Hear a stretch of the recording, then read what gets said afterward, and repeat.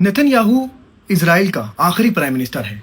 इसके बाद सारी पावर, सारी ताकत इजराइल अपने मसीहा को दे देगा। और ये मसीहा कौन है? ये मसीहा है अद-दज्जाल। दोस्तों, ये मैं नहीं कह रहा हूं। आप अगर इंटरनेट पे या यूट्यूब पे सिर्फ ये लिख के सर्च करेंगे नेतन्याहू और मसीहा, तो आपके सामने हजारों आर्टिकल्स आ जाएंगे जिसमें यहूदी स्कॉलर्स ये कह रहे हैं कि नेतन्याहू आखिरी प्राइम मिनिस्टर है इजराइल का और इसके बाद हमारा मसाया आ जाएगा। क्योंकि जो भी चीज होनी थी मसाया को आने के लिए, वो सारी चीजें नेतन्याहू ने कर दिया है। वक्त आ गया है कि हमारा मसाया आए और इजराइल को लीड करे, जिसका इंतजार हम हजारों सालों से कर रहे थे। और दोस्तों, ये बात हवा हवाई नहीं है। ये इजराइल के सबसे बड़े रब्बी मतलब अगर कहा जाए कि सबसे बड़े धर्म गुरु ने कहा था। 40 साल पहले 1984 की बात है, जब यंग नेतन्याहू को एज अ एम्बेसडर इजराइल ने अमेरिका भेजा, तो वहां उनकी मुलाकात हुई मेनेहेम मेंडेल शेरसन से।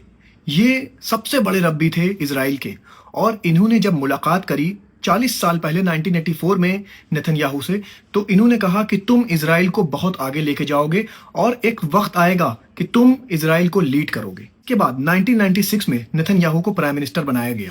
उसके बाद फिर इस रब्बी से नेतन्याहू की मुलाकात हुई तो ये बहुत गुस्से में था। उसने नेतन्याहू से कहा कि तुम उस तरह काम नहीं कर रहे हो जिस तरह तुम्हें करना चाहिए। तुम्हारी वजह से हमारा मसीहा आ नहीं पा रहा है, इसलिए जो काम कर रहे हो उसको तेजी से करो। दोस्तों, ये रब्बी तो 1996 में इसकी डेथ हो गई, लेकिन नेतन्याहू ने उसकी बात को गांठ बांध लिया और वो काम वैसे ही करता रहा जैसे उसको कहा गया था। और अब वो काम उसने सारे कर दिए हैं जैसा उसके रब्बी ने कहा था। तो अब ये वक्त आ गया है कि नेतन्याहू के बाद इजराइल का जो मसीहा है, जिसको मुसलमान अद-दज्जाल मानते हैं, वो गद्दी पर बैठेगा और सारी पावर्स उसके हाथ में आ जाएगी। जिस रब्बी ने ये पेशेनगोई करी थी कि नेतन्याहू एक दिन इजराइल को लीड करेगा 40 साल पहले, उस रब्बी को ऊंचे दर्जे का धर्म गुरु मानते हैं इजराइल में। जैसे कि क्रिश्चियंस में पोप होते हैं, वैसे ही इस रब्बी की हैसियत थी इजराइल में और अभी भी है। इसके बताए हुए सारे कामों पर वैसे ही अमल होता रहा। अब वो वक्त आ गया है कि जब नेतन्याहू गद्दी से हटेगा तो इस गद्दी पर बैठेगा अद-दज्जाल।